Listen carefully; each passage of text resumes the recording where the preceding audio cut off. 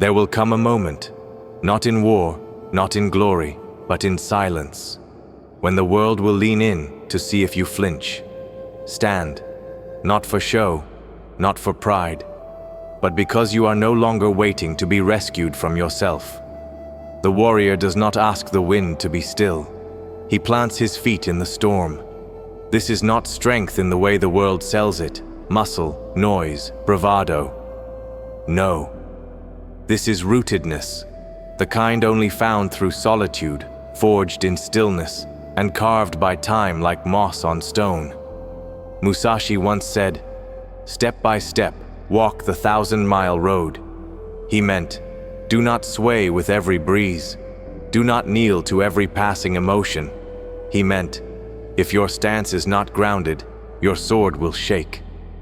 Look to the camphor tree, centuries old, unmoved by wind, bent but never broken. Its roots do not argue with the soil. They enter it deeply, without doubt. You must do the same with your mind, because the man who waits to feel brave before acting will wait his whole life. But the one who stands, not despite fear, but through it, is already walking the warrior's path. Do not misinterpret stillness as passivity. A mountain does not chase. It does not beg the clouds to stay. It does not weep when the storm passes. Yet it remains, unbothered, unshaken, untouched. You are not here to become unbreakable. You are here to become unmoved. A river may rage. The wind may howl. People may come and go, love you, then leave you, praise you, then betray you. And still, you stand. Because your foundation was not laid in their hands. You built it in the cold, in the quiet, in the hours no one sees. This is the part they forget to show. The winter training, the lonely repetitions, the meals eaten in silence, the wood split not for comfort, but to test your hands, the blade sharpened not for battle, but because dullness is a sin in a warrior's world. If your body shakes, breathe. If your hands tremble, grip the handle tighter. If your thoughts scream, do not run. Stand anyway, because the world does not need more men who talk. It needs men who stay, who remain upright when others kneel, who hold fast when others fold, who understand that power is not in force, but in alignment. The pine tree does not grow crooked because of wind. It simply leans, then straightens. It adapts, but does not yield. So too must your spirit. You do not need to resist the storm. You need to become the eye of it. You do not need to silence the chaos. You need to become so grounded that it cannot reach you. Musashi wrote in Dokodo, "Be indifferent to where you live." He did not mean homelessness of place. He meant, live in a fortress that cannot be taken from you, your inner position. That's what they cannot steal. Because if your center depends on circumstance, you are already conquered. But if your stance comes from principle, you are already free. Let your posture declare it before your words do. I am not here to be moved. I am not here to be liked. I am not here to be soft when softness is betrayal. I am here to carry the sword of presence, and that sword stays sheathed until it's needed. A man who is easily swayed is no man at all. He is driftwood, not a tree, smoke, not flame, an echo, not a voice. The warrior's path begins the moment you decide to stop negotiating with yourself. Stop asking the wind for permission. Stop adjusting your spine to match the moods of the world. Stand as if nothing can move you, because that is the only way to know what truly lives within you. In Musashi's life, there were no crowds, no applause, no cheerleaders, only earth, steel, and silence. He trained not to impress, but to endure, to walk a narrow path through mist-covered mountains where each footstep echoed against the stone, not because someone was watching, but because that is what the path required. And so must you train. There are no shortcuts through yourself. No one can carry you across the threshold of your own weakness. You must go there alone. Face the pit. Feel the urge to run. Then stay. Not because it feels good, but because it forges you. Discomfort is not a signal to flee. It is a test, one that weeds out the uncommitted. Most men never pass it. They fold under the weight of emotion. They break beneath the burden of uncertainty. They confuse movement for growth, noise for progress, attention for value. But the warrior knows, stillness is not emptiness. It is discipline in its purest form. To sit with the blade unsheathed and not swing it. To feel anger rise and not flinch. To watch the world provoke you and not react. This is the strength they will never understand. Because it is not performance, it is presence. And presence cannot be borrowed. It must be earned, hour by hour, repetition by repetition, failure by failure, until your mind no longer blinks when the blow comes. Do not be surprised when people walk away as you grow silent. They are addicted to the version of you that danced for their approval. Let them go. You are not ice to melt for their comfort. You are not grass to bend for their affection. You are granite. You are rooted in something deeper than reaction. When you are insulted, remain calm. When you are ignored, remain focused. When you are betrayed, remain loyal to your own code. This is what separates the warrior from the wounded. Not what has happened to him, but how he stands after. Musashi never sought revenge. He never chased praise. He walked alone, not because he hated people, but because he refused to walk crooked to match them.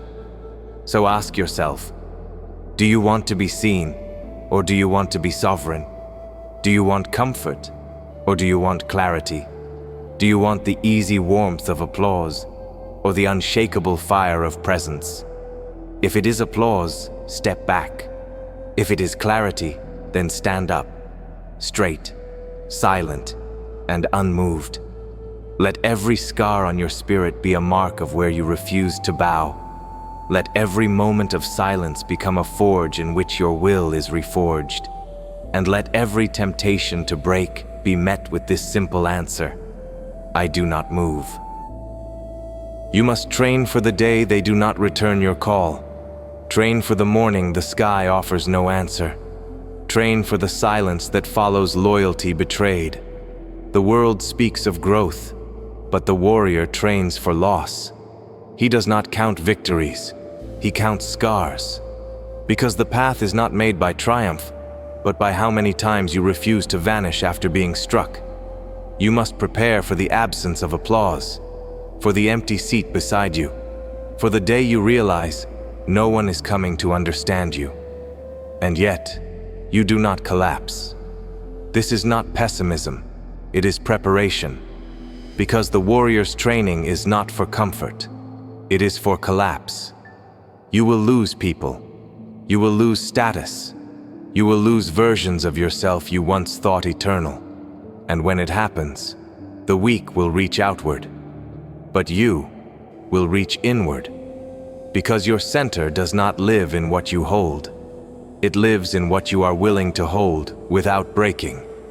Most train to gain more, but the warrior trains to lose more and still remain whole. Look to the wolf. It hunts alone, not because it hates the pack, but because it knows that some paths must be walked without echo. Its breath steams in the cold. Its coat is torn by bramble and wind. It bleeds, it limps, but it does not beg. So too must your spirit harden. Do not prepare to be understood. Prepare to be misread. Prepare to walk through doors that close behind you. Prepare to hold the blade of your own solitude without flinching. This is where men either fracture or forge. There is a kind of silence only the disciplined can endure. The kind where you are not just alone, but unseen, unvalidated, uninvited. And still you train, still you rise, still you walk the path with presence, not performance. Because you know, to be forgotten is not to be defeated. To be abandoned is not to be erased. To walk alone is not to be lost. If anything, it is proof that you have entered a place too narrow for the crowd, too demanding for comfort, too honest for weakness. That is where Musashi walked. Not behind men, not ahead of them, but apart from them. He did not chase admiration. He did not teach to be followed. He simply lived the path until his footsteps carved stone. And you must do the same. You are not training to be noticed. You are training to be ready. For the blade that comes without warning. For the winter that lasts longer than expected. For the voice inside that says, maybe this is too much. And when that moment comes, you will not reach for someone to save you. You will not scream. You will not scatter. You will do what you have always done: breathe, step, and remain. The world will not warn you before it tests you. It will strike without rhythm. It will ask you to choose between truth and convenience, between duty and desire, between reaction and restraint. This is the moment where most men fall, not because they are weak, but because they never trained to stand. They trained for admiration. They trained for applause. They trained for comfort. But the warrior trains for loss, for hunger, for betrayal, for silence, because he knows that is where the real battle happens.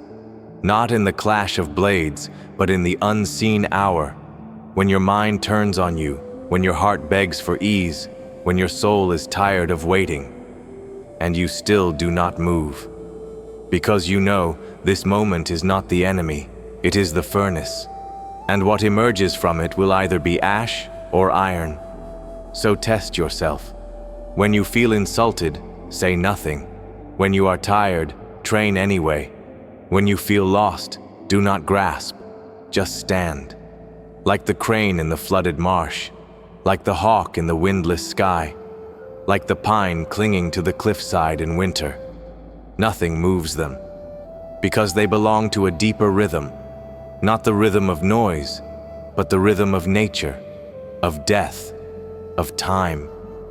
The samurai understood this. They bowed before battle not in submission, but in clarity. They had already died before the fight began, and so they moved without hesitation. They stood without fear. They struck without noise, because they had already detached from everything that could be taken from them. And what is left when all else is gone? Posture. That is what remains. Not status, not praise, not comfort. Just this. How do you stand when you are alone? How do you breathe when no one agrees with you? How do you walk when the road disappears beneath you? If the answer is upright, silent, forward, then you are no longer a servant of the world. You are its mirror. You are the one the storm cannot move. You are the one the crowd cannot sway. You are the one who bends for no man, no trend, no wound, no past. Because you have forged yourself in fire and chosen to stand still in a world that shakes. So let the world burn. Let the winds scream. Let the crowds rise and fall like tides. You stand. Not in arrogance, not in violence, but in clarity. And if they ask why you do not break, if they ask why you are silent when others speak, why you wait when others run, why you stand alone when others kneel, say nothing, just breathe and remain.